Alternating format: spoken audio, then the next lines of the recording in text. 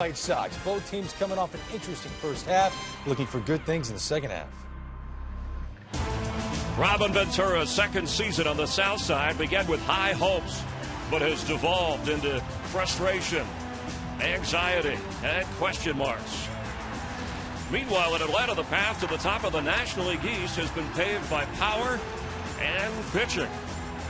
But an injury bug late in the first half has produced some question marks for the Braves as well. It's Saturday Baseball from Chicago, straight ahead. We welcome you to U.S. Cellular Field on a warm, somewhat breezy and humid day, but great for summertime baseball here in the great city of Chicago. Along with Eric Karros, I'm Chris Myers, and glad you're with us as the second half rolls on for Major League Baseball. And the Braves, a 6.5-game lead on the National League East. That's the largest of any division leader. Used to be when you said Braves, the headline was all about pitching, but it's about home runs with this team. Well, it really is. They're third in the National League in runs scored, and they're doing it, as you mentioned, by hitting home runs. They lead the National League with 116. Last night, the big 3-run shot by Brian McCann. He's been hot of late in his last 17 games, 6 home runs, hitting around 400. The All-Star continuing where he left off. And then Freddie Freeman, who missed the All-Star game because of a jammed thumb, returns to the lineup today. He's been the Braves' most consistent hitter. The Braves remind me of a heavyweight puncher. One shot, and they can knock you out. One swing of the bat, they can take you out of a ball game. And they'll be taking those shots at Jake Peavy, the former Cy Young Award winner, making his first start today since June 4th off the injured list for the White Sox. Well, and he's not only pitching for the White Sox, he's pitching for all of Major League Baseball, specifically the contenders who would like to add him to the top of their rotation because still very good as any pitcher can be in the We'll check the batting order and the defensive alignment in the field. It's the Braves who lead the National League East against the White Sox from Chicago. We're glad you're with us to watch a little baseball this Saturday afternoon on Fox.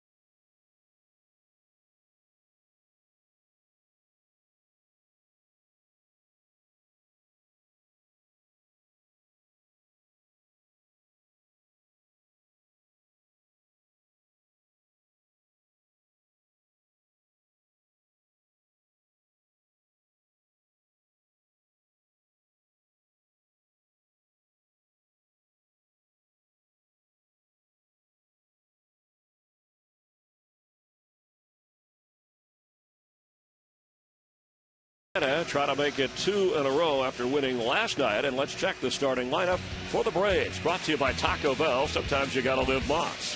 A little bit mixed up because of some of those injuries in the outfield. You see the All-Stars and Freddie Freeman and Brian McCann, but Costanza leads off in center field. That's Jose Costanza. Look at Chris Johnson up from the 8th spot, batting second. So Simmons is down as Verdoslavich in left field, rounds out the order, hitting .211. And, of course, the Braves, as Eric mentioned, lead the National League in home runs, and among the top scoring teams. The batting average has been another issue for the Braves, and they face Jake Peavy back after a rib injury and hoping to get his 7th victory of the season. Yeah, last time he was on the mound for the White Sox, June 4th. Look at Peavy needs to stay in control. He's a guy that pounds the strike zone. He was a little erratic in his rehab start in the minor leagues. He's pitching for others. There are a lot of scouts in the stands. They're going to come watch Jake Peavy, see if it makes sense to go out and make an offer to get him on their ball club. The opening pitch brought to you by Budweiser, the official beer of Major League Baseball. Great times are waiting. Grab some Buds.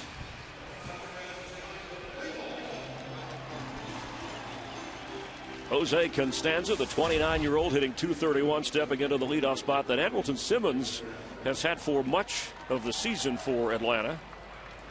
And facing Peavy, who said after the layoff from the injury, I felt like a kid who was let loose on the schoolyard after having 2 broken legs. I'm anxious to go.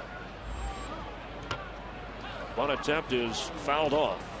97th game of the season for the Braves. White Sox playing in their 94th.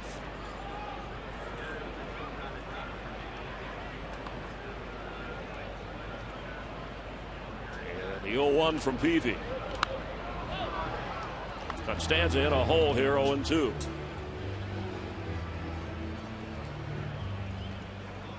Well, Peavy pounding the strike zone. First 2 pitches, 2 strikes. Only 10 walks this year in 67 innings pitched. The 0-2, and foul tip gets away. Fegley behind the plate. Called a swing and miss, even though Costanza thought, as I did, that he got a piece of it. So let's score it as a quick strikeout here for Jake Peavy. Yeah, a lot of downward action. This ball bounces, never makes any contact, hits the plate, goes right into Fegley's glove. You know, Fegley kind of looking around for it. And Costanza does the right thing, just takes off here in a second. Score a pass ball, but the strikeout, so the runner is at first and going. Costanza, the throw from Fegley. He's out of there. Well, Fegley does a nice job right there. That's the first runner he's thrown out this year. 0 for 4. Costanza not wasting any time, heads right out there. Fegley does a good job. You see, he's already coming up. Ramirez applies the tag.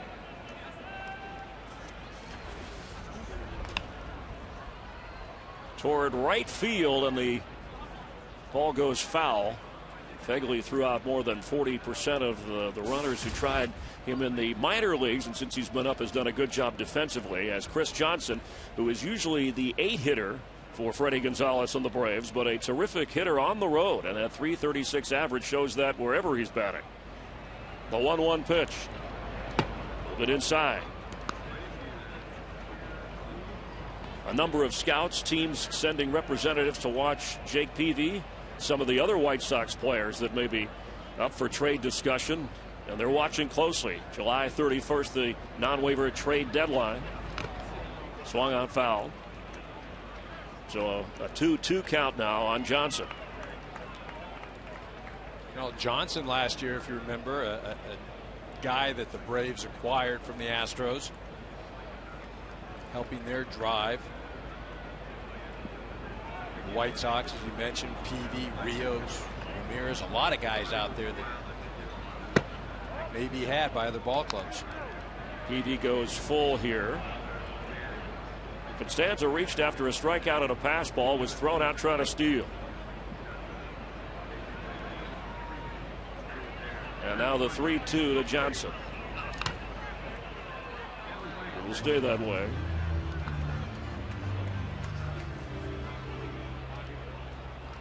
Peavy, a former Cy Young Award winner, won the Gold Glove last year, was proud of his 200-plus innings last season. Said, I've overcome shoulder and ankle injuries, and then this rib thing kicked in this year. Put him on the disabled list in early June. Fouled off again. Well, there's no question that Jake Peavy, obviously, how do you say, he'll take the ball at any time. And he has got a lot of quote-unquote attitude out there on the mound. Physically, his body's betrayed him in the last couple of years, but there's never been any question about his ability to be a gamer. The 32-year-old, the eighth pitch of this at bat, and toward short, Ramirez, 2 away.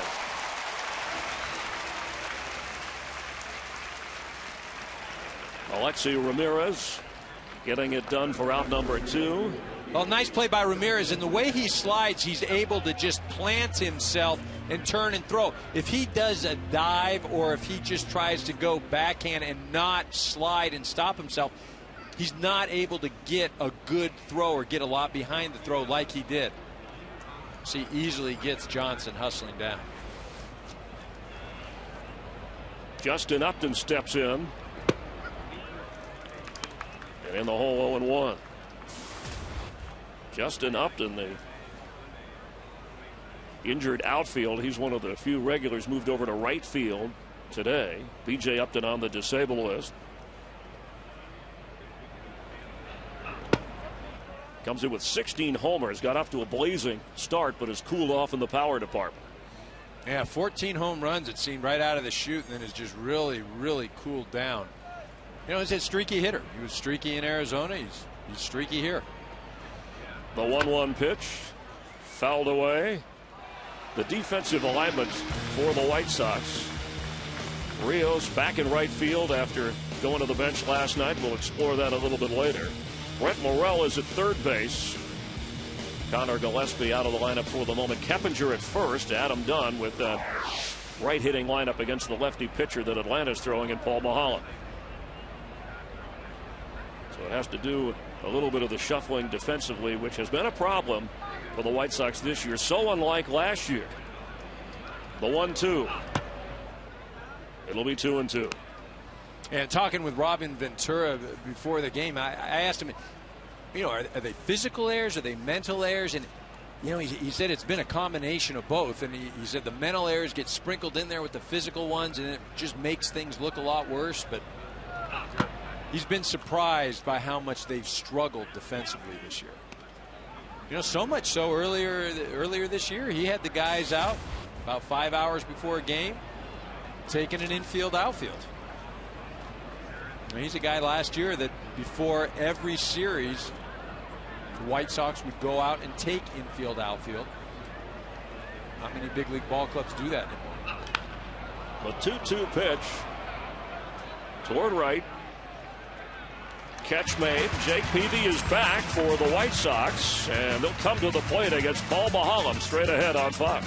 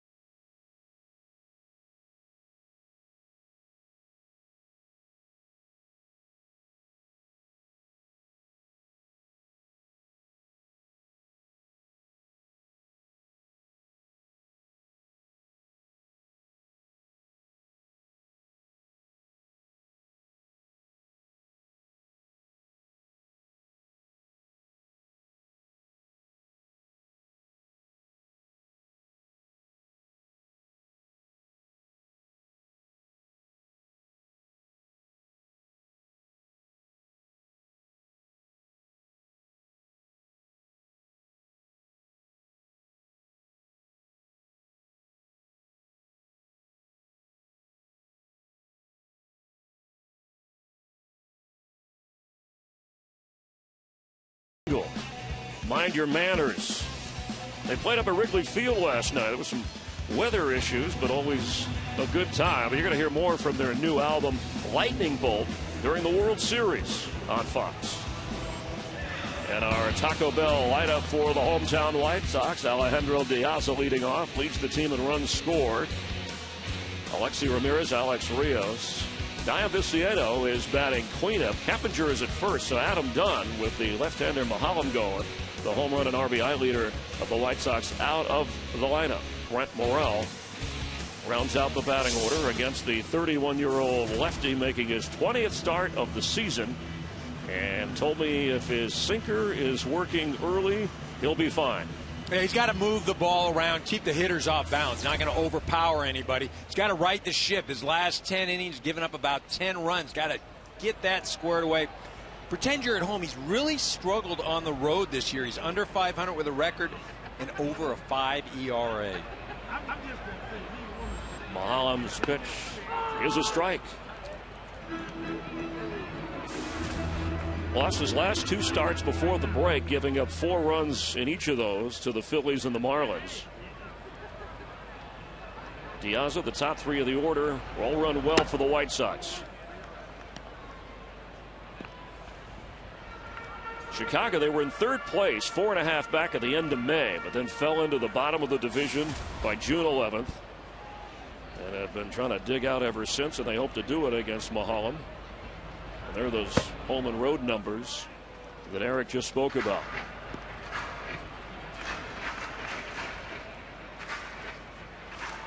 Yeah, Mahalam going against this White Sox ball club, you just have to be aggressive. You don't want to get behind. They're going to swing the bat. They haven't hit all that well. Toward left field. Catch made.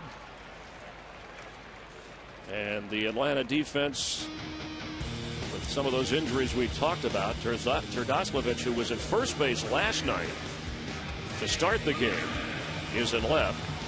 Justin Upton goes over to right. Gaddis is catching with Brian McCann, the DH, and Freddie Freeman back. Said the thumb not a problem. It's on that glove hand. And got into the game late last night in the Atlanta victory. Wanted to be in the field. As Alexi Ramirez steps in against Mahalam. Hitting .291. 1 homer and 22 runs batted in. And he's a guy a few years ago demonstrated some power, and obviously hasn't shown that this year. He's been talked about by other ball clubs, contenders. Hey, this might be a guy we want to go get. Has been one of the steadier hitters for the White Sox, from what Robin Ventura said. But an offense that just has not hit with runners in scoring position. He's had trouble getting men on base, frankly. The 0-2.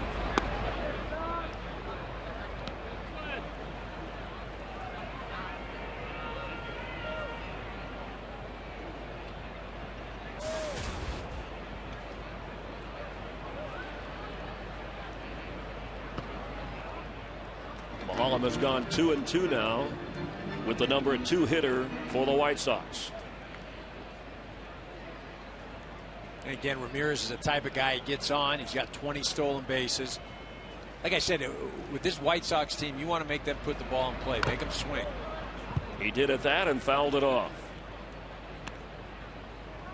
A pitch at 74 miles per hour. Yeah, people get enamored with the radar gun and want to know how hard is the guy throwing, but the real trick to pitching is to keep the hitter off balance. Whether you're doing that with 87-mile-an-hour fastballs and 78-mile-an-hour changeups, whatever you can do to disrupt the hitter's timing. And that's foul toward third.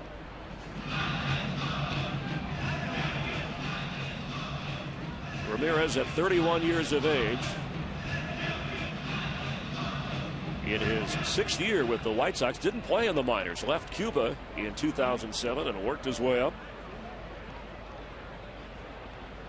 And the 2-2 with 1 out, nobody on here in the bottom of the first. He goes full. You know, and one of the things about Ramirez as well, he's owed $23 million through 2015. So that's some of the things that, as another team, when you're looking at guys to acquire, you always have to take that into account. What is the contract status? What is the economic situation? 8th pitch of this at bat, and fouled it off. I'm sure he's one of those like Alex Rios, Adam Dunn, that people are talking about with that trade deadline coming July 31st, the non-waiver trade deadline. Of course, PV heads that list, as you said at the top of the show. Well, and there's even talk, the fine reliever, Jesse Crane, who is yet to come off the DL. He's had some shoulder discomfort.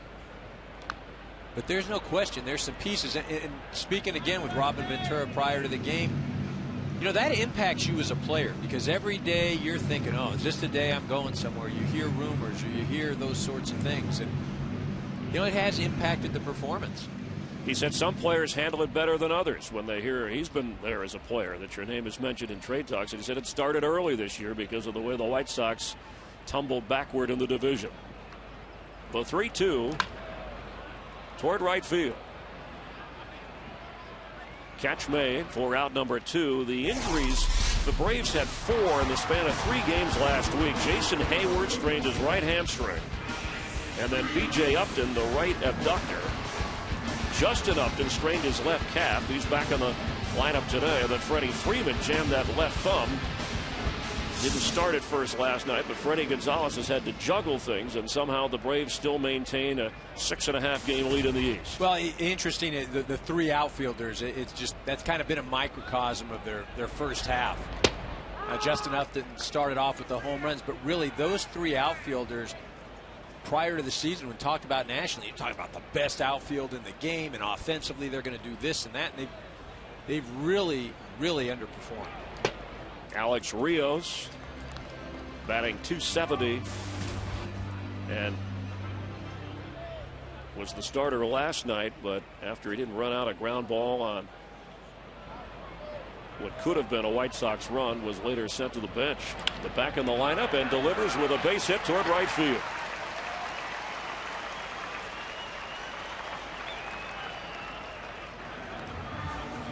Well, as a hitter, he's in an 0-2 situation, so you've got to shorten up and just try and put the ball in play. Holland throws a pretty darn good pitch, low and away, and Rios just shoots that out to right field. You got to be careful now. Rios will run. 19 stolen bases, second on the White Sox ball club. 2 out runner at first, Dian Viciedo. 25 homers last year, only 7 this year. But in the cleanup spot today, batting .243. Another player who came to the U.S. from Cuba through Mexico. And is ahead 2-0 in the count.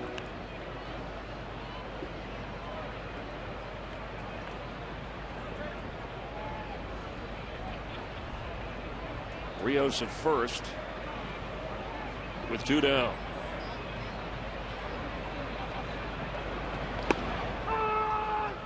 And Mahalam gets the strike in to make it 2-1. You look at those numbers, the 7 home runs this year. Last season at this time, 15. And that's happened for a number of the players. De Aza is not hitting as well as he did last year. Konerko obviously not here right now. On a rehab assignment, back spasms. Ramirez not showing the power. And Ventura loading this lineup with right-handed hitters. So a couple of guys you would normally see, like Connor Gillespie and Adam Dunn, not out there for the White Sox against Paul Mahalam, who's got a 2-2 count.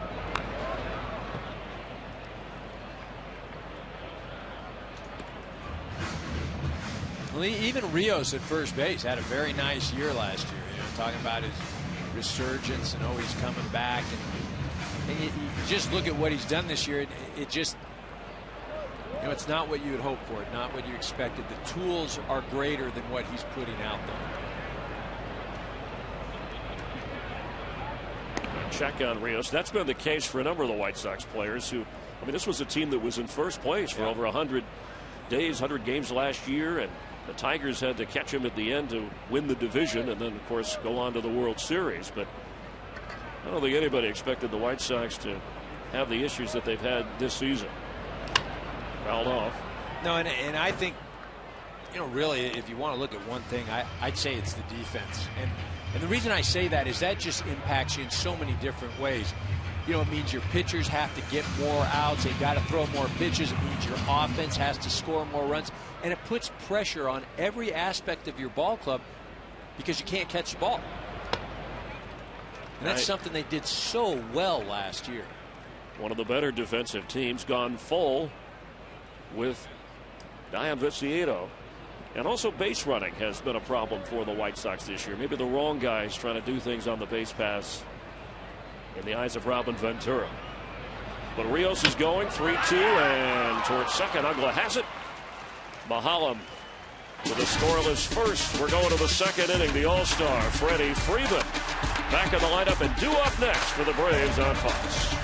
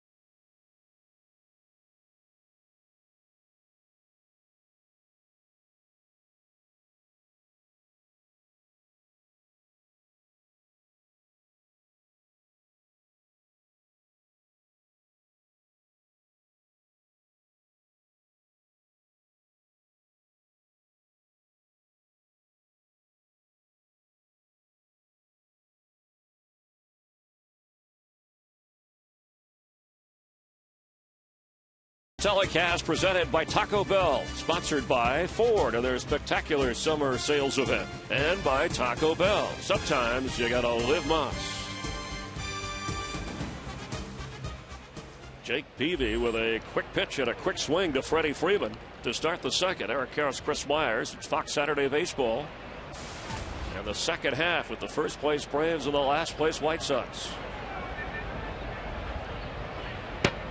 Freeman, who could not play in the All-Star game despite nearly 20 million votes, edging out Dodger hotshot Yasiel Puig to get in on the fan vote, but the thumb injury kept him out of it. And there's a little dribbler that will be off of Morel and then off of Alexi Ramirez. And the defense of the White Sox lets him down right away. Yeah, Morel is a good defensive third baseman here. He just, on the transfer, just shoots out of his glove. Puts his head down right there. And there it goes. And, you know, the thing is, with a situation like that, you've got to know the runner. Freeman's not going to beat out a lot of infield hits. Morel just boots it, though. Typical of what the White Sox have been doing this year. It's another error, and it brings up Brian McCann, who did appear in the All-Star game for Freddie Freeman. Bruce Bochy naming him to honor the Braves' support. And DHing today. He caught last night and has been swinging the bat very well. Shoulder surgery last October, a slow start, but it's gotten going lately.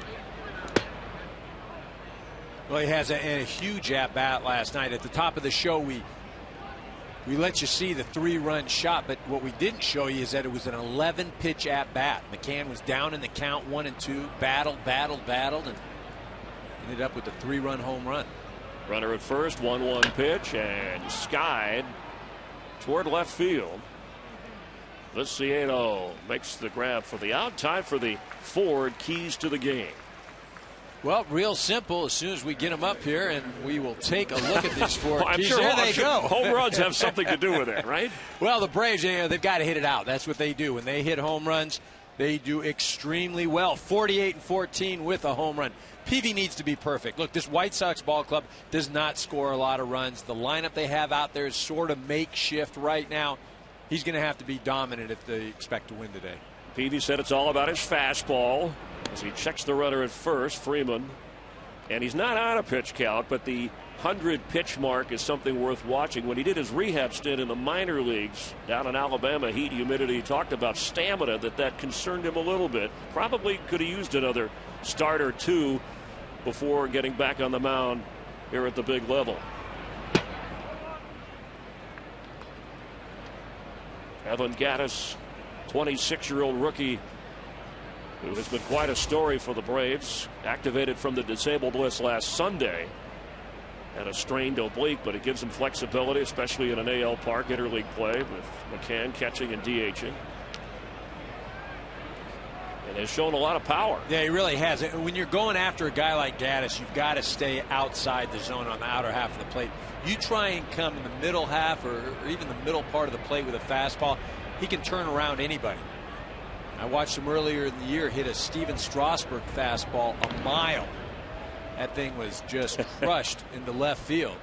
And it was up out of the zone, inside, but Gattis just as strong as anybody in the game. And a great personal story that Brave fans are familiar with. The guy was out of baseball for 3 years. And toward third, backs up Morel, but he gets the runner at second. And Freeman with a big league slide, safe at first.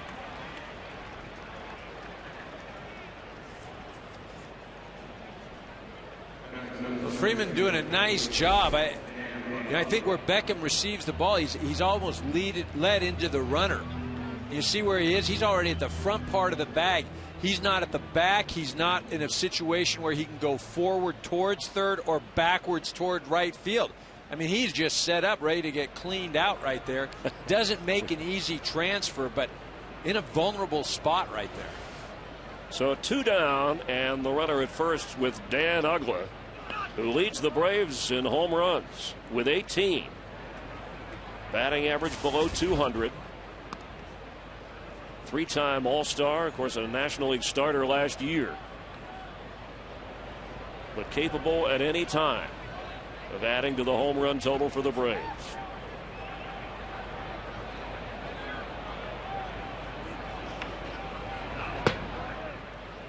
Also leads the team in walks, and now with a 2-0 count for Peavy. They want to put Uggla in scoring position. Andrelton Simmons would be next. Well, you know Uggla's going to go up there and swing the bat. He's not going to get cheated. If he does get a hold of one, power to hit the ball out anywhere in the park. Went after that one. He hit 2 homers in the last 2 games before the All-Star break.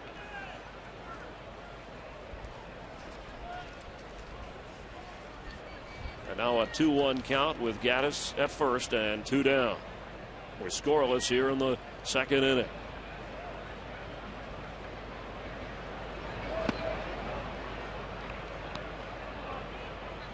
Uggla ahead. It's a hitter's count. It's a hitter's count, but if you're Peavy, still you don't have to throw a strike. You can throw something, nibble, because again, Uggla's the type of guy with one swing of the bat can put 2 runs on the board with a runner at first base. Still got to be careful.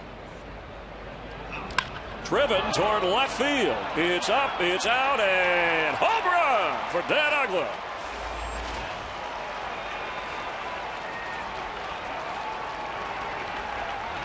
'19th home run of the year, and now 44 runs batted in for the Braves second baseman. Breakup at second was big as Freeman kept it alive for Gattis to be on, and Uggla produces. Jake Peavy should have been listening to you. Well, again, you've got a situation right now where he's a home run hitter, and that's what he does. He's up there swinging for the fence. Now, you look at that pitch. Peavy wasn't trying to throw it there. He missed his location pretty darn bad. Uggla makes him pay, but that's what this Braves offense does. You go back to that strong slide by Freddie Freeman into second base. Prevent the double play.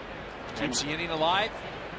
Gives the Braves a 2-0 lead. And your key to the game, right? Hitting it out. That's what the Braves, as Simmons fouls this back, do so well. When they homer, they win. I mean, you could say that for most teams, but it's pretty much an automatic for Freddie Gonzalez's team. I mean, the numbers are staggering. Put up a home run, you put up a victory for the Braves. As Simmons, who has hit in the leadoff spot much of the season, down in the order a bit. And in fairness to Peavy, both runs are unearned after the error by the third baseman, Morel, who right on cue makes the final out of the inning. We're going to the bottom of the second here in Chicago, but Dan Uggla has given the first place Braves a 2-0 lead over the White Sox.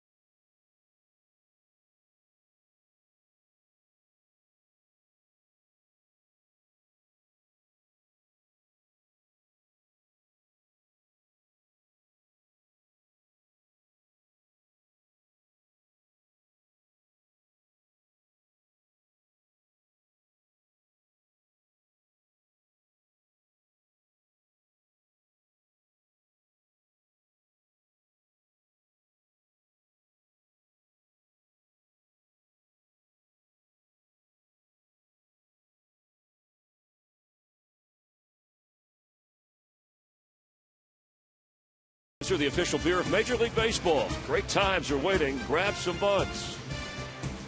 And we at Fox want to congratulate one of our own, Matt Banovic, and his wife Megan on the birth of a couple of days ago their daughter Michael Ann Margaret.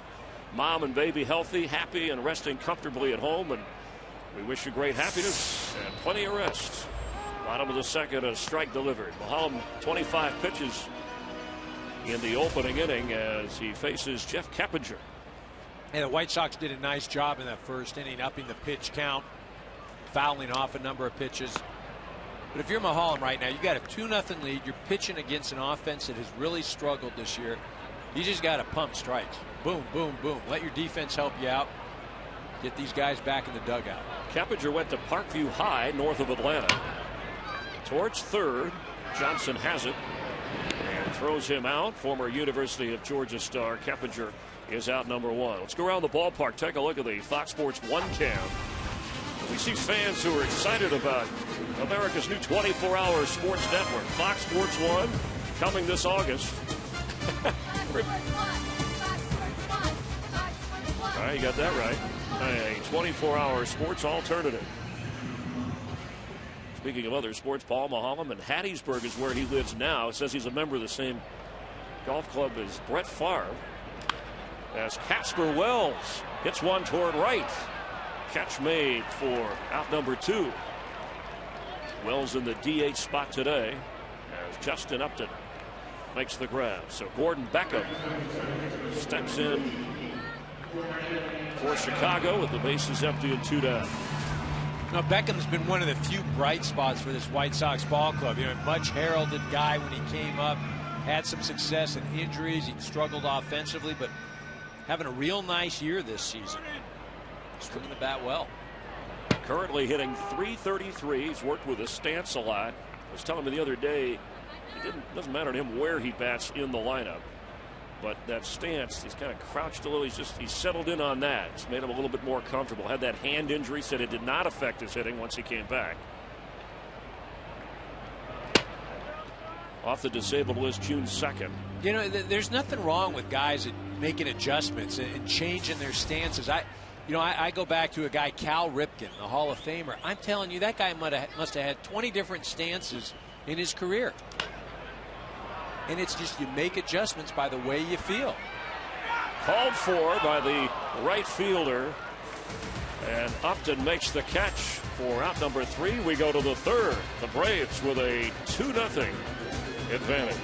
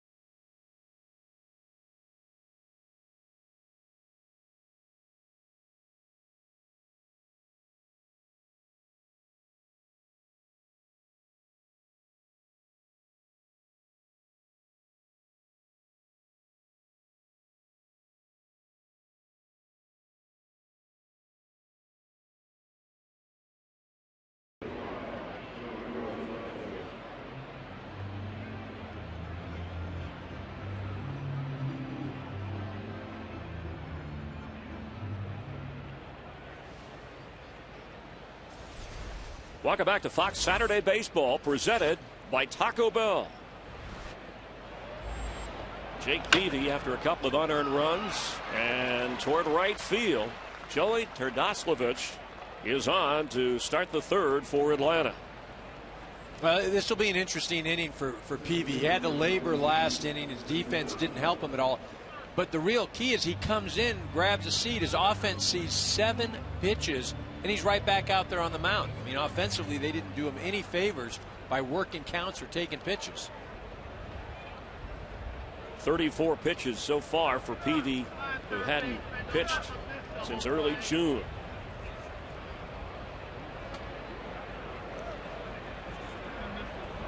Jose Constanza steps in, fakes the bunt, takes a strike.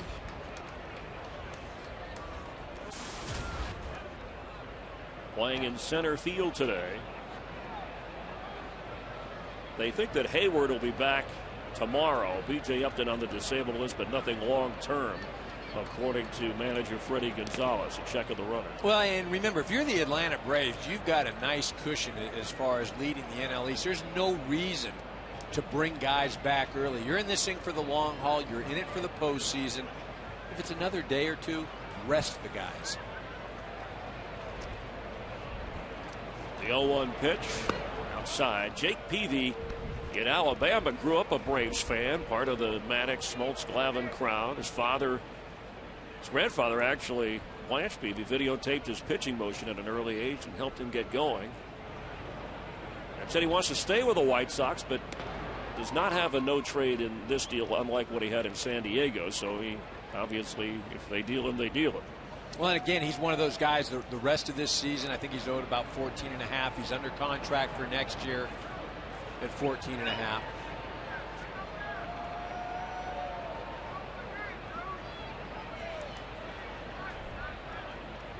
Checking the runner again. Ooh, that was close.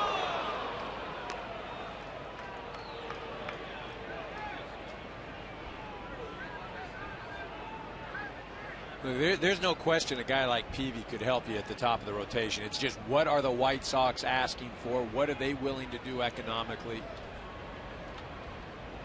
The 1-1 pitch. You hear maybe Arizona, where Kevin Towers and Peavy were together once in San Diego. You know, Peavy was 6-2. His ERA was under 3 back at the end of May. But then he said he didn't know how he hurt that rib, but he tried to pitch through it, made it worse, and then had to go on the DL, and that's the record. And the ERA suffered. Chopped in front of the plate. Fegley throws. He's safe at first. So first and second. Constanza on base again. He's got a great game break. Greg Amsinger at the MLB Network studios. Greg? Chris, thank you. The Rays are the hottest team in the American League. Adam Lind in a one-run game in the 9th, skies out to center field. Save number 23 for Fernando Rodney. And listen to this. The Rays have won 21 of their last 27 games. 4-3 the final. Chris, Eric, back to you guys in Chicago. And the Rays keeping the heat on the amazing Red Sox. That division is going to be a race to the wire. Yeah, it really is. 3-4 teams all in there. And you remember Toronto, they looked like they were dead, and then they got hot, but now 13 games back. It looks like to be a 3-team race. I still Boston, Tampa Bay for me. I think Tampa Bay is the one that stands at the end of the year. After the base hit, runners at first and second for Chris Johnson. Nobody out here in the third, and the 2-0 advantage for Atlanta. Unearned runs Ugla with a 2-run homer.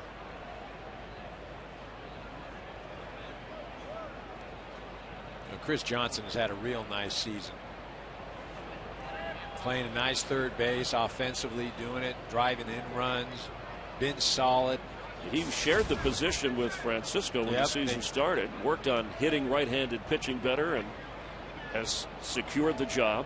Yeah, they sent Francisco to the Milwaukee Brewers. And has hit well on the road.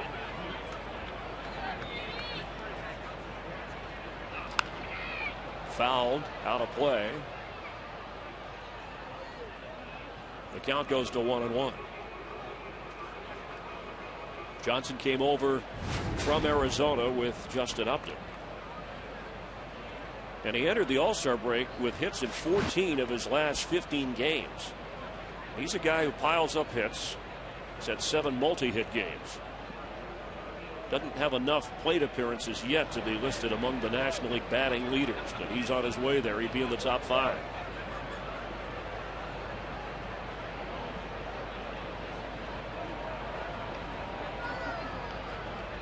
The 0-2 pitch toward right field.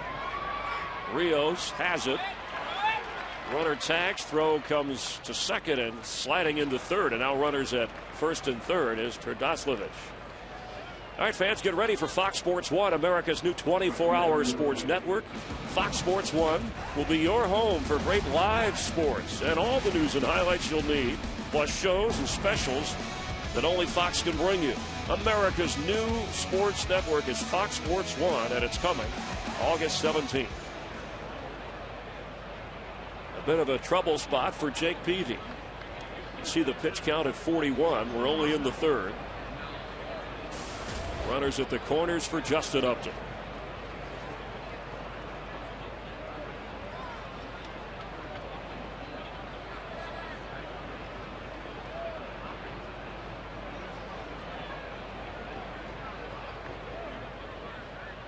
Well, Justin Upton coming into today's ball game 4 for 6 lifetime against Peavy, so he's had some success. Peavy right now looking for the strikeout.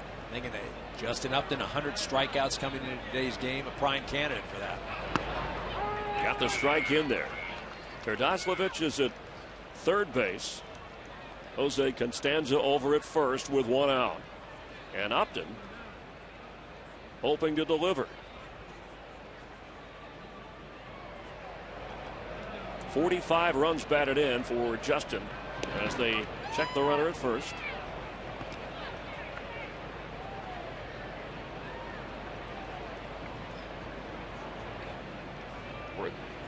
Braves 1 out and got Justin and B.J. Upton to complete an outfield with Jason Hayward. That's inside. A tale of 2 seasons for Justin Upton that you talked about, especially the power. Was player of the month back in April when he got up to that fast start. Well, and you see right there on that graphic, through the first 41 games, he led all of Major League Baseball in home runs. And he's always been a streaky player. I mean, that's the type of guy he is. And you know that as a manager, general manager, going into it. 12 of his home runs came in the month of April. In fact, the Braves actually, for as many home runs as they've hit, we've had one today, even that has tailed off a little bit for this team. But they've enjoyed more days with a 5-game plus cushion in the National League East this season than they did in the 8 previous seasons combined. So whatever Freddie Gonzalez and this team is doing, they're doing it well. Swung on, missed. Well, speaking with Freddie prior to the game, he feels like this group can be better and that they haven't reached their potential. And I think he offensively, look, both the Upton brothers and Hayward, those guys are all-star players, and they haven't played to the all-star level yet. There's no question about it. And these guys have showed glimmers of that all-star potential this year, but they've been suffering from injuries as well. A little close. You saw that since 2011. That impressive record from Freddie Gonzalez, third-year manager in this Braves team. As Peavy has to be careful here because Freddie Freeman is due up next. 3-2 count here to Justin Upton.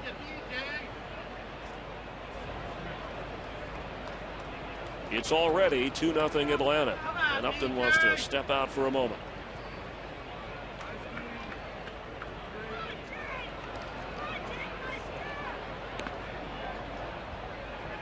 Gonzalez had a meeting yesterday with his team to kind of gear them up for the second half, echoing what you just said, Eric, about, you know, the best is yet to come, and look where we are already. But didn't want to hear about the lead in the division. Yeah. Well, it's funny you say that because I ran into pitching coach Roger McDowell, who I had played alongside, and I just said, hey, great job with the pitching staff, the bullpen, leading all of baseball in ERA. He says, yeah, it's July 20th. It's July, right. You know? The quick reminder, especially with the injuries to O'Flaherty and Feathers, fouled off.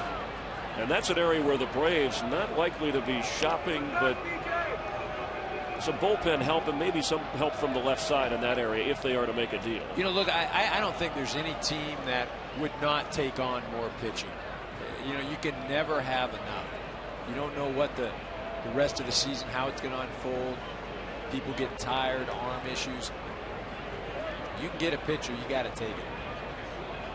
3-2 pitch. Runner goes. Shot off Morel at third. Run scores. Terdoslavich is in. Constanza goes all the way to third. White Sox, who suffered an error earlier that led to runs against Peavy. Sloppy in the field again as the Braves have a 3-0 advantage. Well, you'd like this play to be made, but it was hard hit, no question about it. One hop to third baseman, he couldn't knock it down. Scored a hit. And now the guy you don't want up if you're an opposing team with runners in scoring position. Freddie Freeman, 423 with runners in scoring position. And he's not even 24 years old. Swung on toward right field. It'll stay in the park as Rios makes the grab, but the runner will tag, and Freddie Freeman will get an RBI, getting Costanza home.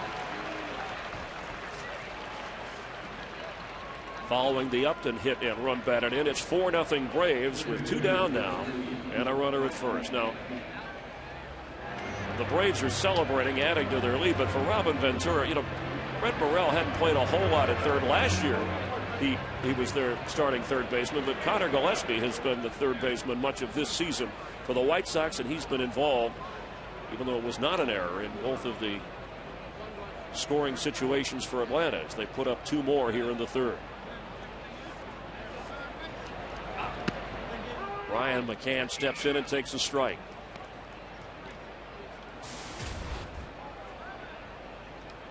In fact, only the 6th start of the season for Morrell over at third base.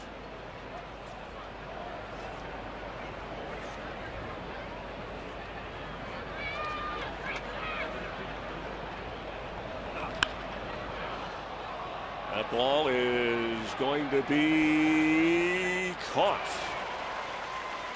Rios took it to the warning track. He homered last night, but not here. Braves with a 4-0 lead going to the bottom of the third.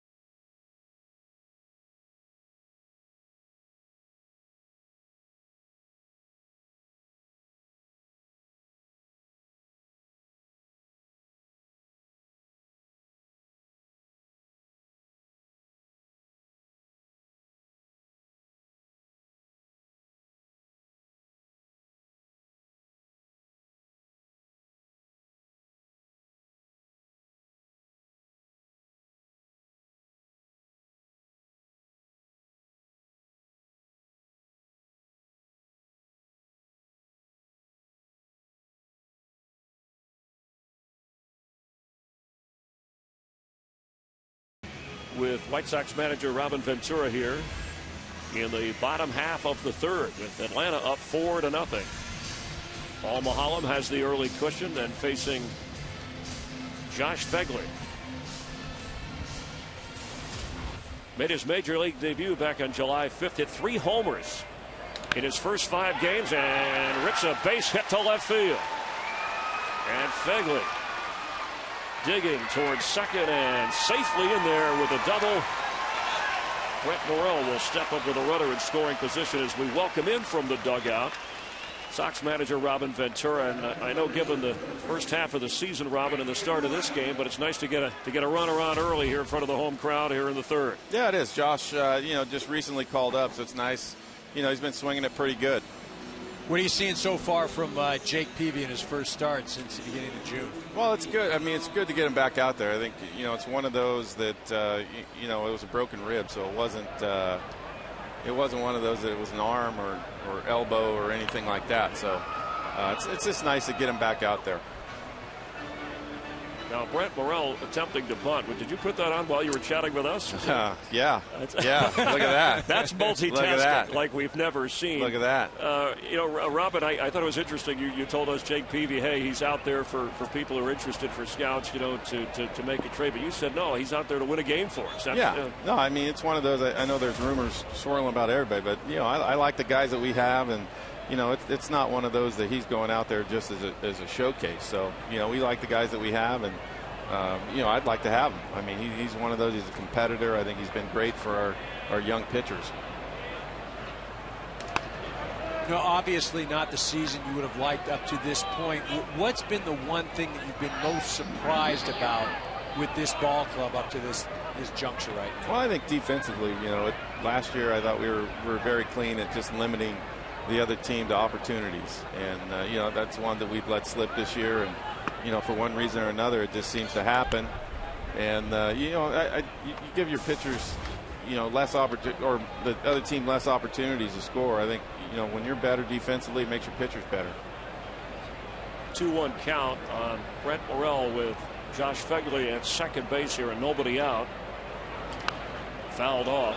What do you tell some of the players, Robin? I don't know if that's your department, but you said some guys handle it better than others when they hear their names in trade talk, or when a team is in last place and it's out there.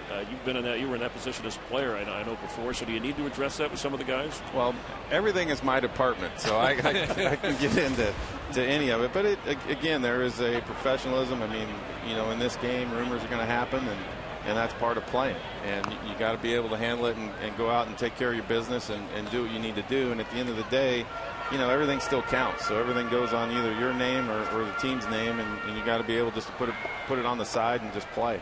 You talk about professionalism and playing the game a certain way. You did something last night that you don't see very often at the big league level. A guy doesn't hustle down to first. You recognize that, and then you pull him later in the game. I mean, is that something that, again, not that you're looking for, but hey, look, no matter where we're at, we're going to go out and play this game right? Yeah, I mean, again, the way we've been playing it's you just have to do it, and I think that's the minimum that you're required out here, but that's the first rule, and you just take care of it. A 3-2 pitch. We're talking with Robin Ventura from the dugout, and Brent Morrell works a walk off Mahalam. So runners now at first and second for Alejandro Diaza batting leadoff. Robin, let's just talk a little bit about Diaza and some of the guys that, Viciedo and Rios and Ramirez that you counted on after last year to kind of carry the team forward from an offensive standpoint.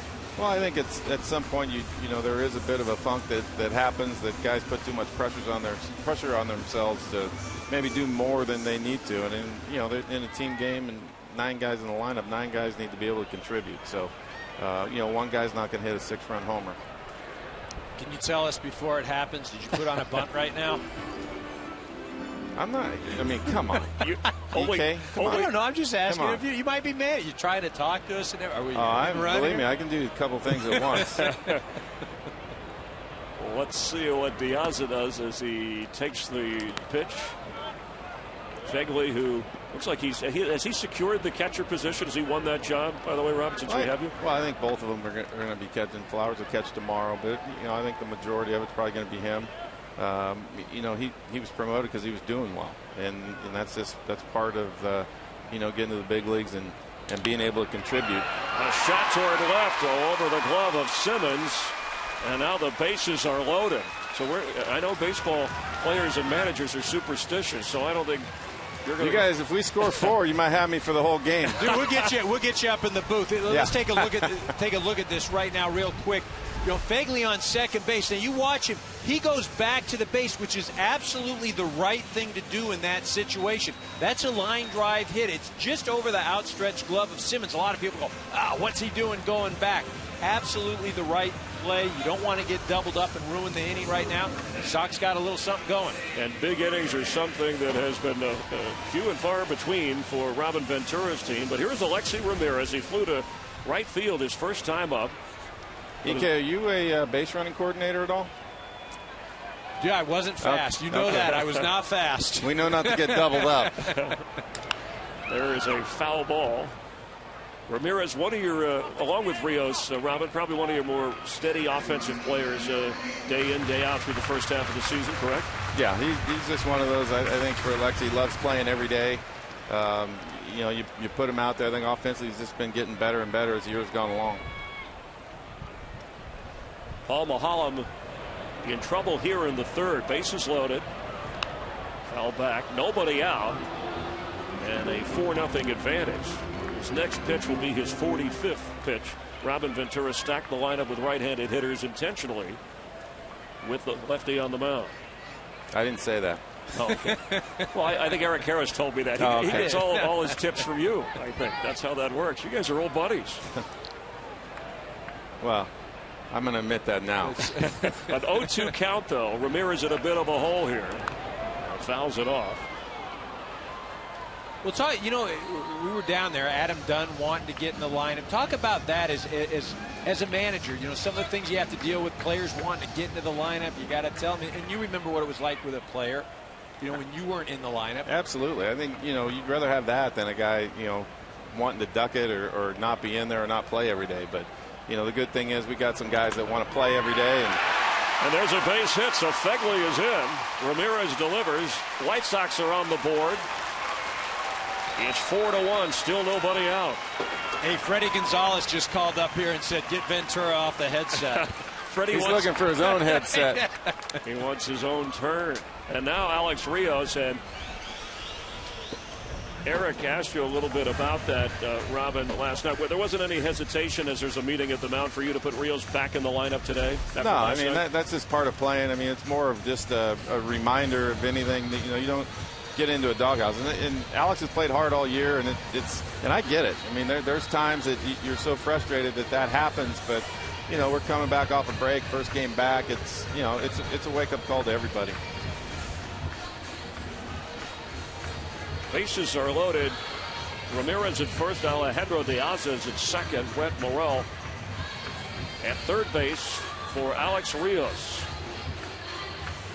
First time up, he's singled to right. They had a nice at-bat, was down 0-2. Mahalam tried to go low and away. Rios served it out to right field.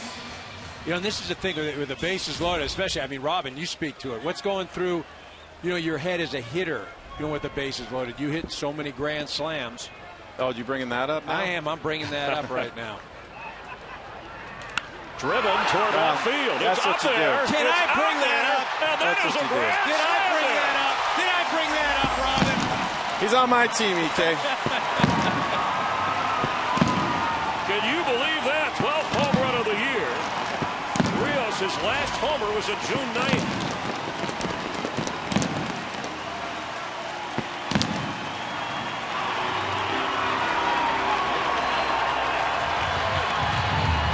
The White Sox lead 5-4. Yeah, boy. Yeah, boy. What else you want to know? Well, there's another look. Diane Luciano fouls one off. That was something right there. So anyhow, well, you know, in that situation, honestly, what are you thinking? Well, I mean, you're down 3.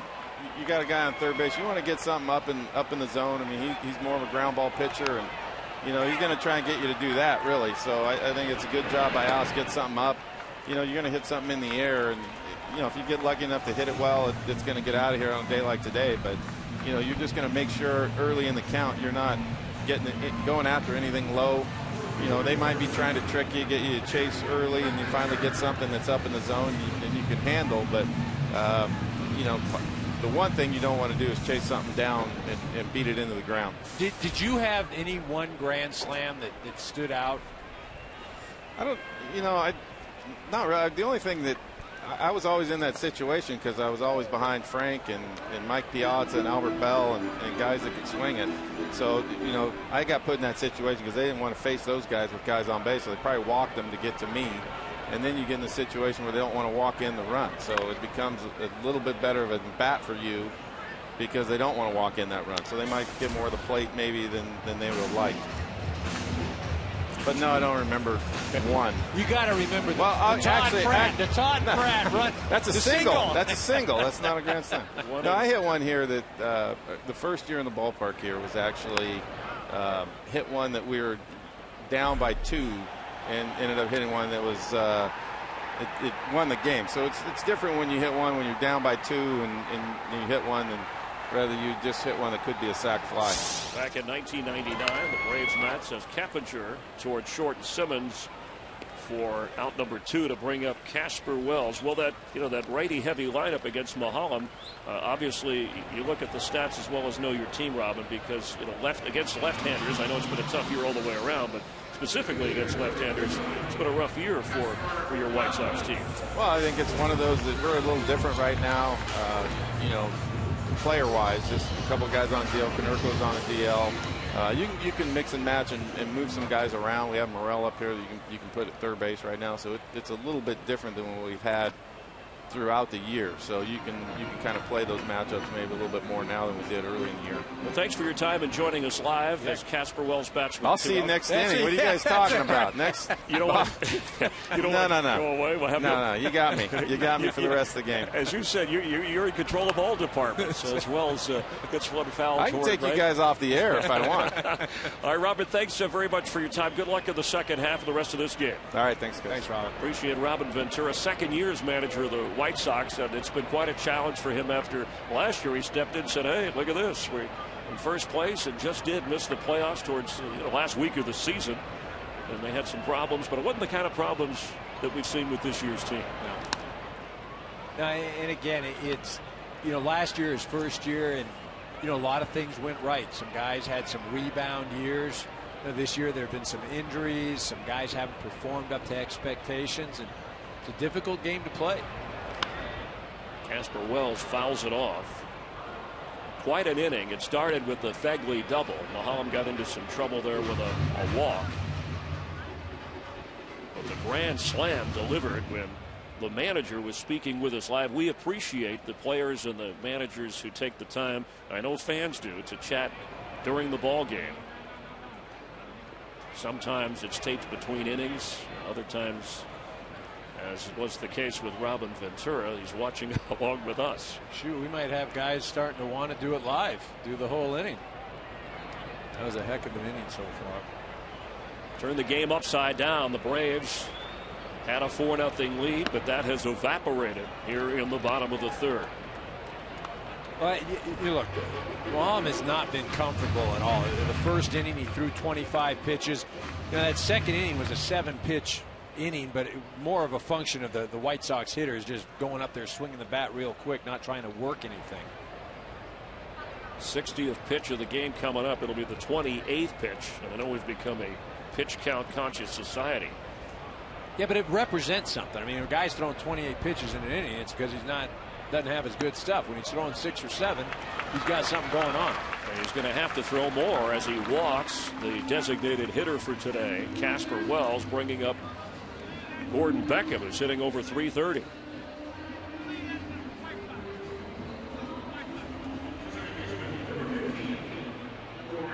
And the lefty numbers for the White Sox offense a little bit different today against Mahalam. Yeah, it really has. I mean, not good all year long, but today he just seemed to be making up for it. And that's driven toward right, but Justin Upton has it to finally get Mahalam and the Braves out of the inning. We're going to the 4th in Chicago. But Alex Rios, 3rd career grand slam, has the White Sox on top by a run.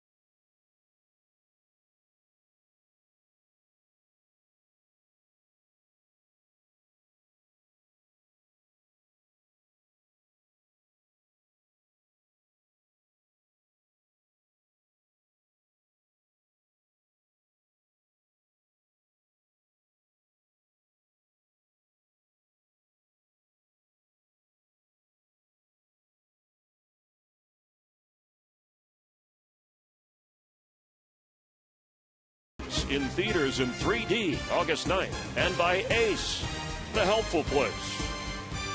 Eric Coase, Chris Myers, Robin Ventura joining you from the booth.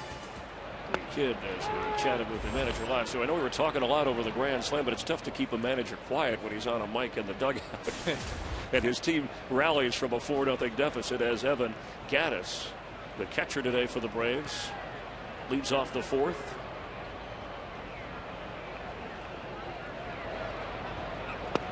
Evie's pitch, and we mentioned as a rookie, a 26-year-old rookie, and activated from the disabled list last Sunday after that strained oblique. His numbers impressive. Of course, you know, there's Yasiel Puig when it comes to National League rookies, but once they get enough at-bats to qualify, it'll shake things up a little bit. He hit 18 home runs in the minors last year and 16 more in Winter League ball, and has 4 pinch hit home runs, which is just one shy of the Braves season record. But starting behind the plate today, and his personal story out of baseball for a while, said some of those things have been exaggerated about depression. He was just confused to see it meant to make sure that baseball was his life and wanted to figure some other things out, and got away. And when he decided upon things, as he skies that toward right, and a long run, and it drops, and he's going to go to second. Rios comes up with it. Looked like Beckham was going to get there. So after reaching on a fielder's choice his first time. This ball hits Rios' glove. I mean, he's over there, and, you know, maybe if he lays out, but look, it's right off the end of the glove, kind of hesitates a little bit.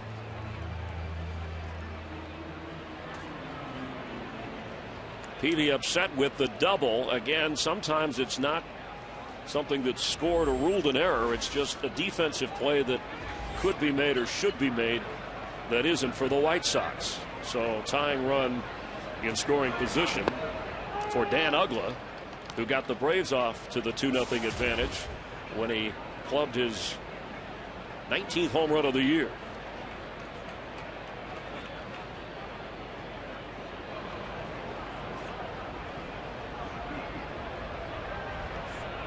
The 0-1 pitch from Jake Peavy.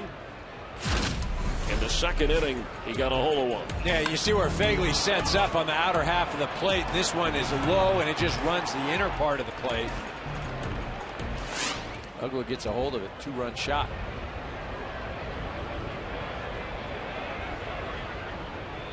The 1-1 fouled off. He worked with Greg Walker, the Braves batting coach, formerly of the White Sox, and Walker helped him, he said, with, he thought he had his hands not in the slot before his swing. It was something that took a while for them to spot, and once they did, it's helped him along with the much discussed vision problems and trying different contact lens. Dan was telling me yesterday he's still working with that. He's going to get LASIK surgery at the end of the season.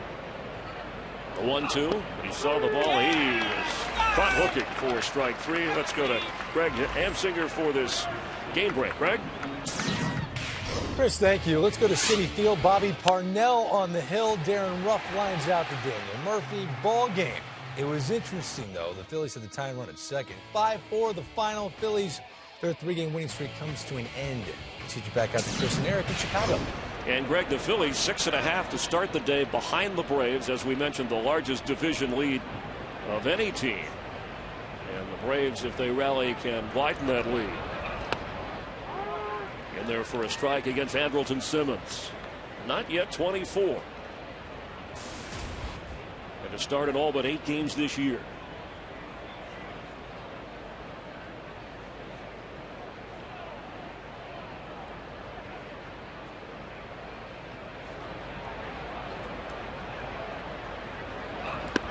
That's outside. The teams that are here, there are scouts looking at Jake Peavy, among other players of the White Sox. The Blue Jays, Red Sox, Mariners, Yankees, Diamondbacks, and Orioles. Trade deadline July 31st.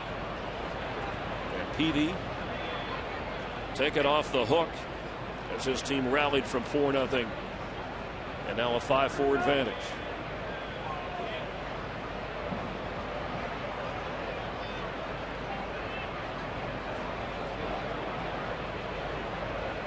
Gattis at second. with one out. Foul off. Well, you got to be careful with Simmons. You got a hold of one last night, drilled it down the line. You can turn on a fastball. Peavy's got that slider. You could throw that away, or if you're going to come with a fastball, start it inside and let it run in off the plate. He's the National League Rookie of the Month in June of last year. Has 9 home runs this season and a 1-2 pitch. Toward left.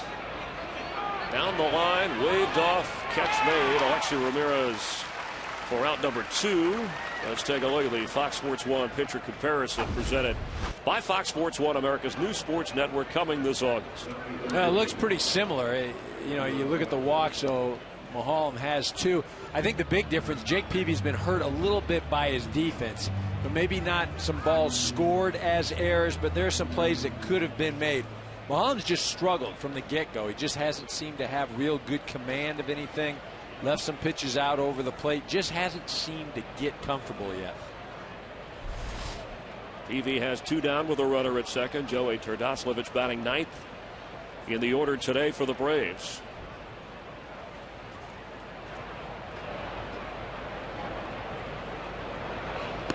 Swung on, missed. 52 pitches and counting. So this inning at 63 now for Jake Peavy. Had a single in the 3rd and scored for Atlanta.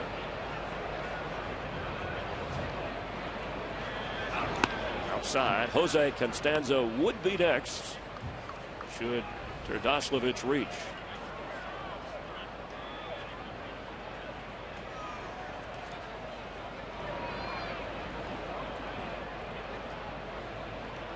Evan Gattis got a bloop double.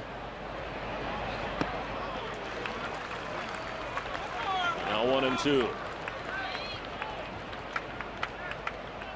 I think more than anything, what you can see with Peavy right now, you know, he may not have his great stuff, but what he does have and what he takes to the mound every time is his competitiveness. And it's as good as anybody's in the game. Fouled off. Probably would have liked another start or 2 in rehab to get through some of the details and just, as he said, even push his own stamina just to make sure. Pitched down in Alabama and the heat and humidity added to it. We got a break with the humidity today a little bit on a sunny day in Chicago.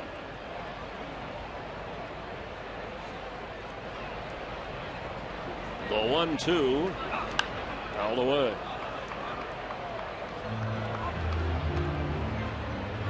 Joey Terdoslavich called up his major league debut July 4th after he hit .318 in the minors with 18 homers and was on the Major League Baseball All-Star Futures game. And because of that rash of injuries, his versatility helped Freddie Gonzalez, was starting at first base last night, in the outfield today. And takes that pitch. He's having a real nice at-bat, fouling some pitches off, taking some other pitches that are close. And Freddie Gonzalez telling you the kid can flat out hit. No question, he can hit.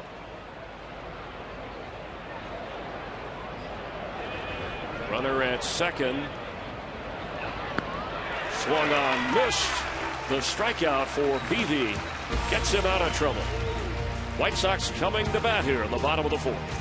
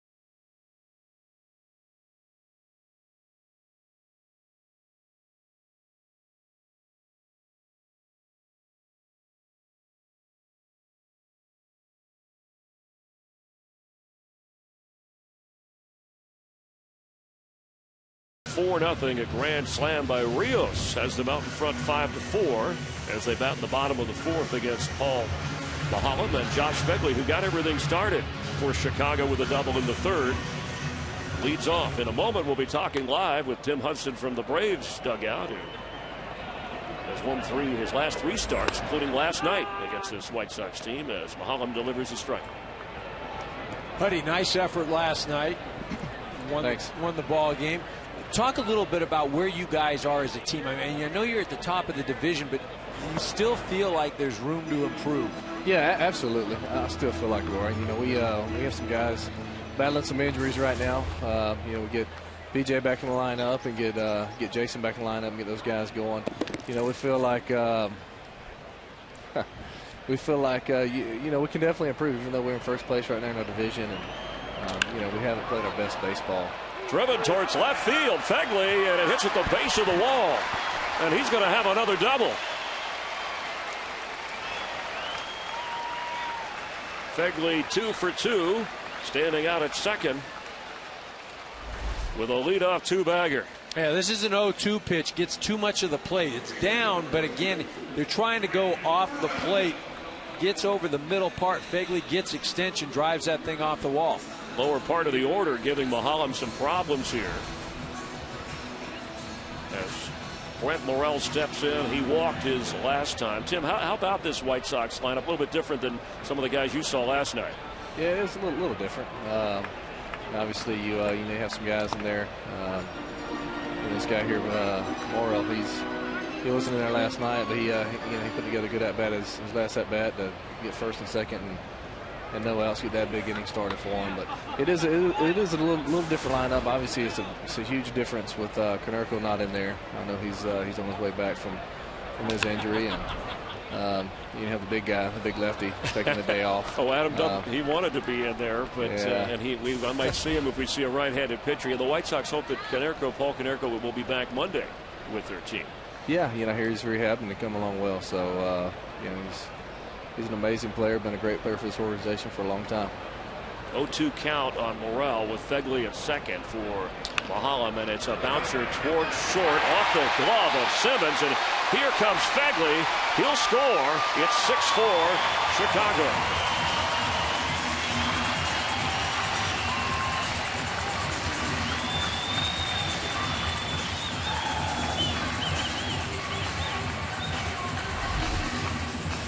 Morel shoots this ball up the middle. Simmons, although it would have been a great play, I've seen him make a play like that. In fact, I watched it last night with Beckham up the middle. He gets up, makes a strong throw. They're unable to complete the play.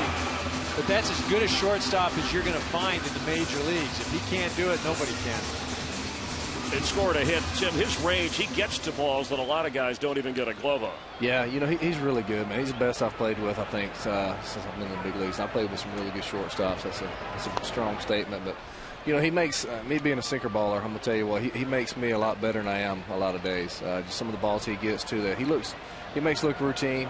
He has an unbelievable arm. He probably has the best arm on the team, including any pitcher. Yeah, I was going to ask you about that. Somebody was telling us that they had clocked him at 97 miles an hour, which I'm like, come on, really, 97? I mean, you believe that? No, I believe it, man. I'm telling you, some of the throws I've seen him make, they're unbelievable. I saw him make a throw in Pittsburgh from shallow left center, on a line, and the guy trying to score from second base, he didn't even bother to slide. Next thing you know, he's coming across home plate, and the throw almost got him because he didn't think that there's a chance of a throw. But he's really good, man. Got a strong arm, and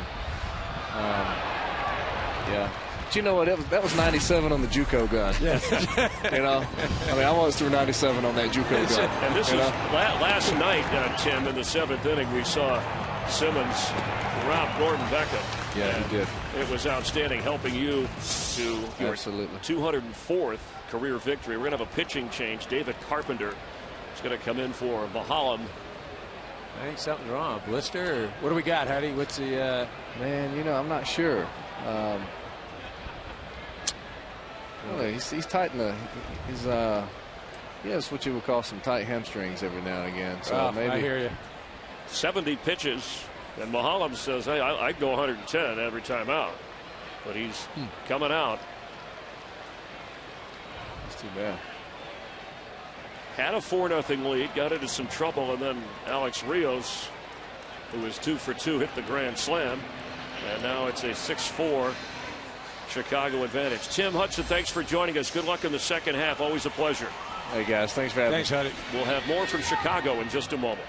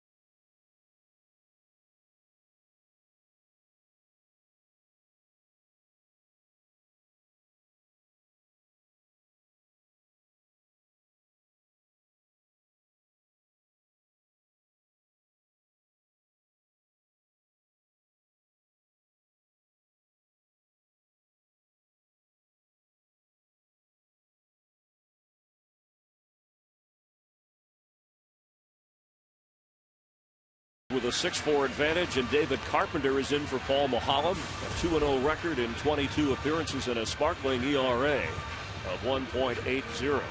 For Paul Mulholland, who's made every scheduled start this year.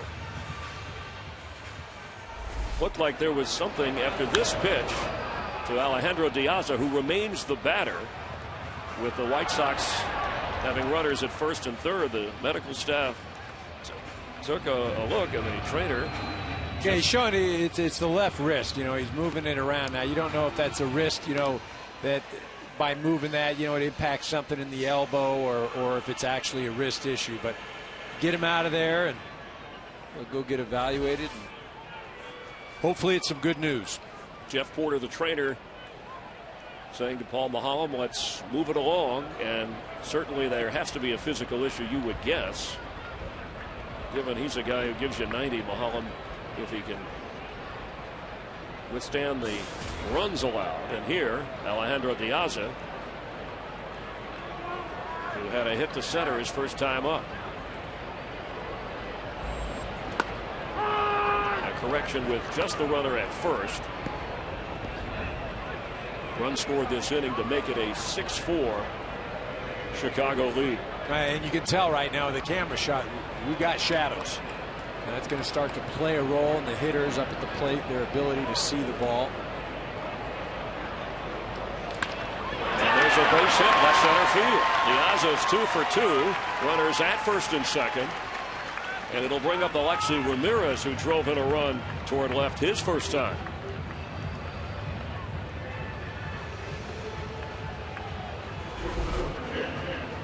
They see Diaz up there and gets a fastball out over the plate. Again, they're trying to go inside, but it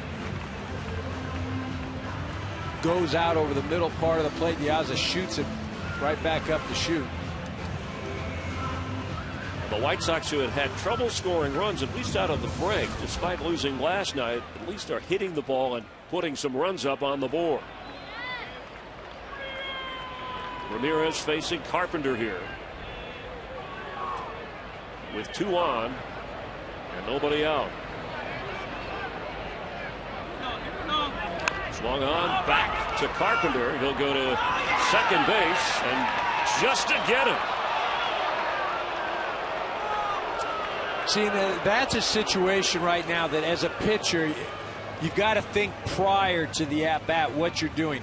That runner at first base is going to have a huge lead because there's runners on first and second, and the first baseman isn't holding them on. So unless it's something that's hit right back to you and it's hit pretty hard, that play at second is going to be awfully close, as it was. You could go to third maybe, or you just go to first. But that play at second, tough. And I think Carpenter realized that. Maybe rushed in here a little bit because of the Mahalam injury that we expect pushed him out. There is one out now. And here is Alex Rios, who delivered the big blow off Mahalam, the grand slam. Well, with runners on first and third, much a similar situation like his last at-bat, and you're looking for something up. This was the last time Rios was at the plate. Ball Mahalam served it. We were talking to Robin Ventura live in the dugout at the time. And fireworks at U.S. Cellular Field. And as Robin was telling us, in that situation, you're looking for something up in the zone. The last thing you want to do, even in a situation like you're in right now with runners on first and third, 1 out, you don't want to pound something into the ground. You stay out of the way of a double play, get something up, get a sacrifice fly. Base hit right field. Here comes another run. Stopping at second. And now runners at first and second, and a 7-4 Chicago advantage. Oh, Rios doing a nice job using that hole on the right side with Freeman holding the runner on. Ugla shading towards second base for a double play situation. That's a second 0-2 hit he has today. Guyan Viciedo coming to the plate 0 for 2. Hitting in the cleanup spot today.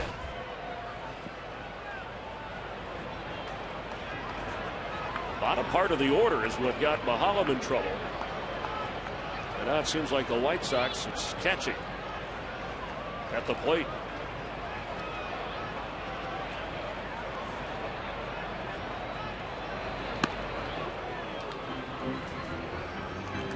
Carpenter last pitched on Sunday against the Reds and worked a couple of scoreless innings.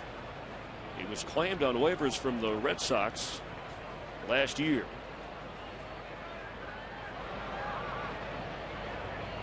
Having trouble in relief here in the fourth. Ahead of Viciedo 0-2. Rios, by the way, is 5 runs batted in. Just 1 away from his career high. And 3 for 3 on top of that. Increasing the trade value right now as we speak. Chicago has hit well on an 0-2 count so far in this game, but not here. And even when something good happens for the Braves, the strikeout, the runners advance. Keppinger steps to the plate. Next week on Fox, Saturday baseball division leaders, the Braves back home, more comfortable there. They'll take on the Cards. David Wright and the Mets face Bryce Harper and the Nationals, or some will see the A's and Angels. Fox Saturday baseball presented by Taco Bell, 2:30 Eastern time next Saturday on Fox. Strikeout and an advance on the wild pitch with runners now at second and third, and 2 down. White Sox already with 2 runs here in the inning.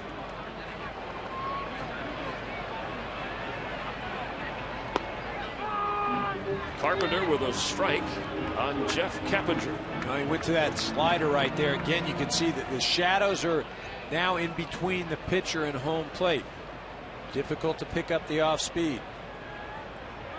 You see those shadows that Eric Karros was referring to moments ago. Hasn't bothered the White Sox hitters this inning. Toward right field. Keppinger with a base hit. Here comes another run. A 2-run, we'll call it a single out, try to stretch it. So the inning is over, but Keppinger gives the White Sox a 4-run inning and a 9-4 lead over the Braves.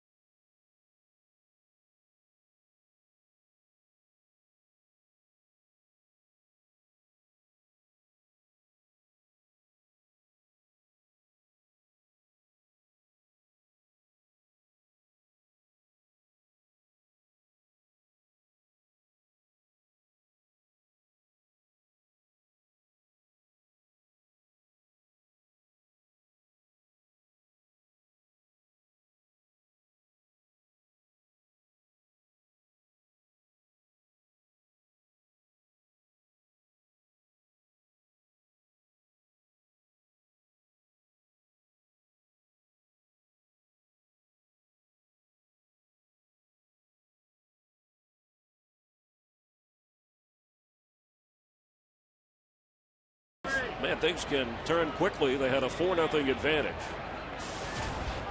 Then they trailed 5-4. Now it's 9-4. They have some catching up to do as Jose Constanza batting leadoff, who's 1 for 2. Steps in there for the Braves against Jake Peavy. Again, back for the first time since early June. You see the pitch count up in the corner, 71. As that is right back at him, and the Gold Glove winner of last year was in the right place at the right time. Let's go to Greg Amsinger at the MLB Network studios for a game break. Chris, thanks. Brett Gardner's second hit of the afternoon gets right past the glove of Dustin Pedroia and scores the game's only run. At the moment, it's 1-0. Hiroki Kuroda, terrific so far. Just 1 hit surrendered. 1-0 bottom 5 Beantown. Chris, Eric, back to you. Thanks, Reg. As the Rays keeping the heat on the top spot. And the Red Sox, Chris Davis of the Orioles, as they battle the Rangers this weekend. His former team, his amazing home run count in the first half. Braves, who lead the National League in home runs coming in and have one today, usually win when they hit one out of the park. Well, they've run into a White Sox offense that has really been relentless for 2 innings. Josh Phegley starting each of the innings. Big doubles. Obviously the big blow, Alex Rios, the grand slam. White Sox came in with 37 wins and 56 losses. Bottom of the division, but they already have 10 hits, and despite some of that shaky defense, they've rallied behind Peavy. He's 1-2 now on Chris Johnson. Well, and I think, again, the most revealing part of today, at least for me, watching Jake Peavy, is that he's going to go out there and battle and battle and battle. And again, not that there's ever been a question of that, but it's very evident. Today he could have, he's down 4-0. The defense hasn't played great behind him, yet he's still going out there. He's keeping his team in the ball game. He's doing his thing. Lo and behold, the offense gets going, and he's got an opportunity to put himself in a position for a win. And he stood in front of the Chicago media in his locker yesterday and said, look, I got no excuses here. If I take the mound, I'm out there to pitch to win, whether there's trade distraction, whether it's coming off the injury and stamina. I think he had a little something to show himself in terms of coming off an injury, because he was proud of the way he rallied from past ankle and shoulder injuries. As Johnson hits one towards center. For out number 2, Chevrolet, the official vehicle of Major League Baseball, is celebrating a new season for new memories. For your chance to win a community field makeover and an all-new 2014 Impala, visit ChevyBaseball.com. Justin Upton, 1 for 2, steps in against Peavy here in the 5th. Nobody on and 2 down.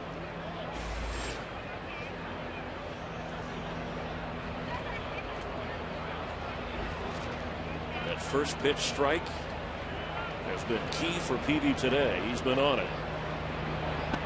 Doesn't get one here.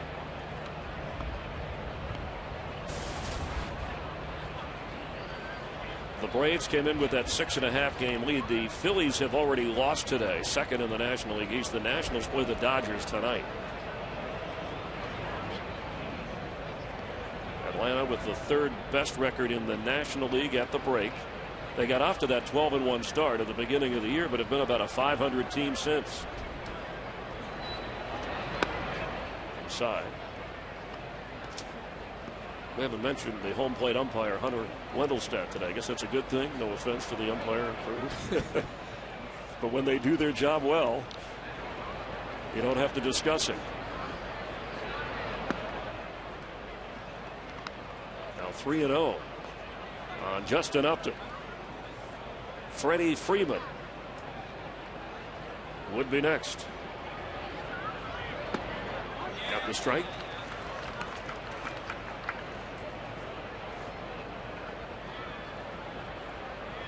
When you talk about the Braves having the 3rd best record in the National League at the break, and obviously leading the division, but I agree with Tim Hudson and Freddie Gonzalez. They are going to be better. They have the potential. That's trouble. And he's on the 3-1 pitch. Justin Upton with a base hit. And Freddie Freeman will get a chance with a runner on. When you ask Freddie Gonzalez, hey, in any situation, no matter what's the hitter you want up when you need a guy to deliver? And before you could finish the question, the answer was Freddie Freeman. Well, Freddie Freeman, just because he doesn't strike out as much as some of the other hitters in this lineup. You know, he's a young hitter. He uses all the fields. He's got power. You know, you look at his numbers with runners in scoring position. He's over 400. Had a sacrifice fly in the 3rd inning. Swings at the first pitch. Brian McCann due up next if Freeman can do something for the Braves.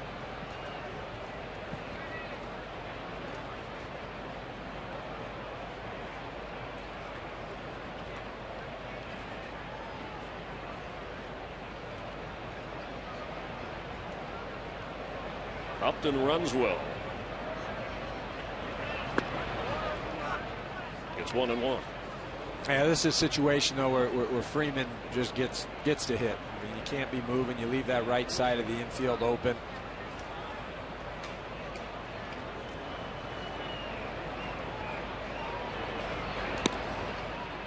Peavy being very careful.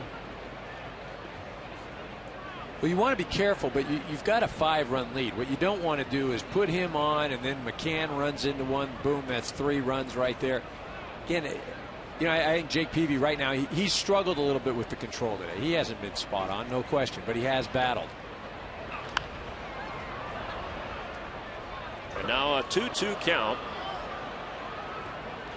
on Freddie Freeman, the all-star of the Braves, who was replaced in the game by Brian McCann because of the thumb injury. They had to have him swing off a tee prior to yesterday's game, making sure the swing was not bothered by that left thumb.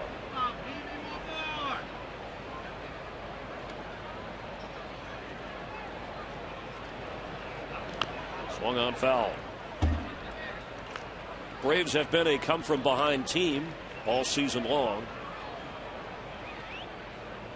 And they can, again, because they have the ability with one swing of the bat boom, goes out of the park.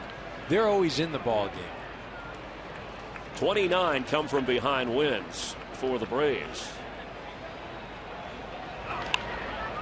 Skied in the air toward right. Alex Rios, the hitting hero, has it. And the White Sox going to the bottom of the fifth, hold a 9-4 advantage. I've seen it all. I've seen it all now.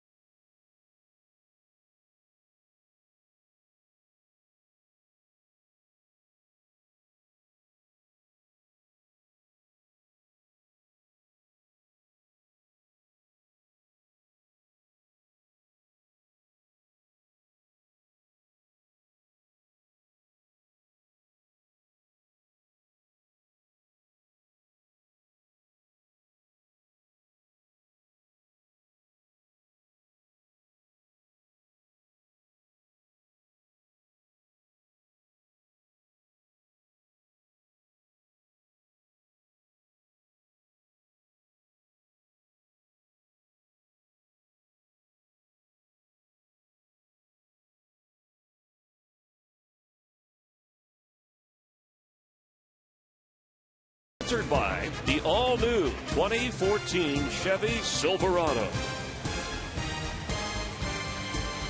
Jake Peavy, his first start since the first week of June, and coming out after the fifth inning, getting congratulatory handshakes in the dugout. And as well he should, because again, he got behind 4-0. The defense wasn't great behind him, although there aren't a lot of errors up on the board for the White Sox. Jake Peavy, though, went out and battled. He didn't get down. He continued to make pitches. And remember, this offense of the Atlanta Braves, third in the National League in runs scored. Peavy, if he wins the game, think about how long he was out, Eric, with the injury. He'll be the leading pitcher in terms of victories on the White Sox staff. His 7th win. If the White Sox can hold this up, Chris Sale has 6 wins. Of course, a lot of that has to do as there is a bouncer to Freeman at first, and Wells is out number 1. The lack of run support for some of the White Sox starters who had pitched so well.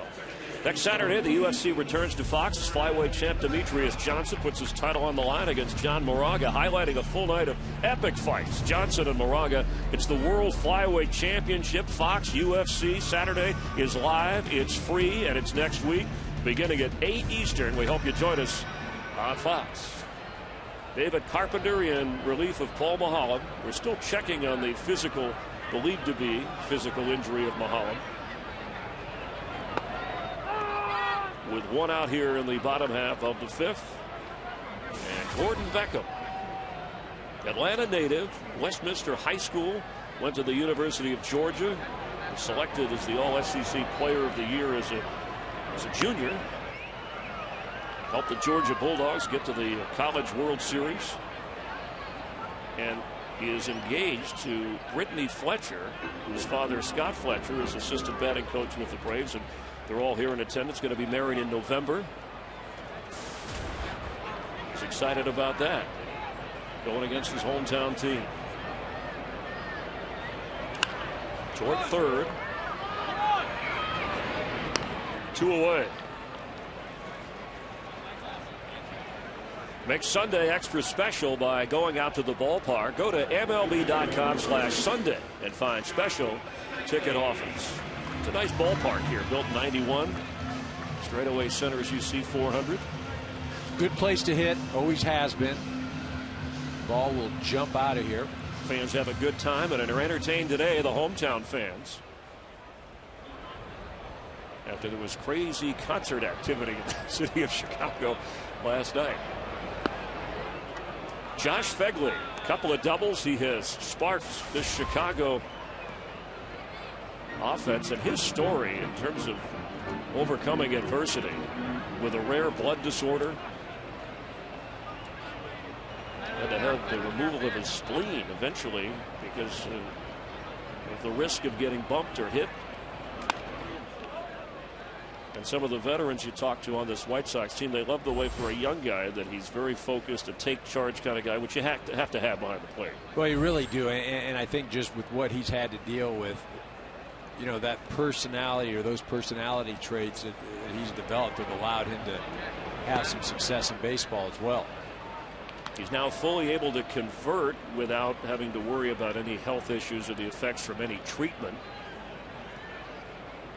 After the removal of his spleen, correcting some of the bleeding issues that might be induced or clotting by collisions or being bumped into.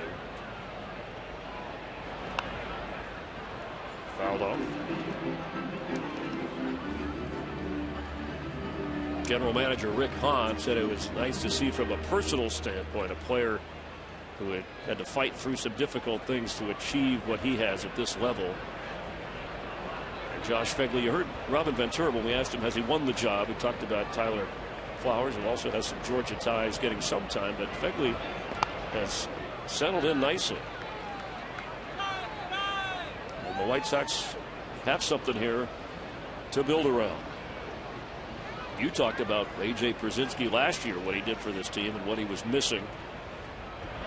Yeah, you know, and I don't know if A.J. being here would make that much of a difference, you know, in the win-loss column, but you're taking away a guy that hit close to 30 home runs last year, obviously a strong personality in the clubhouse. But with the things that the White Sox have had to deal with this year, you know, is that 5 or 6 games in the standings? Absolutely not. 2 down, nobody on. White Sox with a 9-4 advantage on the 2-2 pitch. Count is full for Josh Fegley facing Carpenter. White Sox missing captain Paul Konerko, who's done his rehab stint. Here's another one eager that even at age 37 wants to get back on the field. There's talk that maybe this is his last year. Is he somebody a team would trade for? Swung on and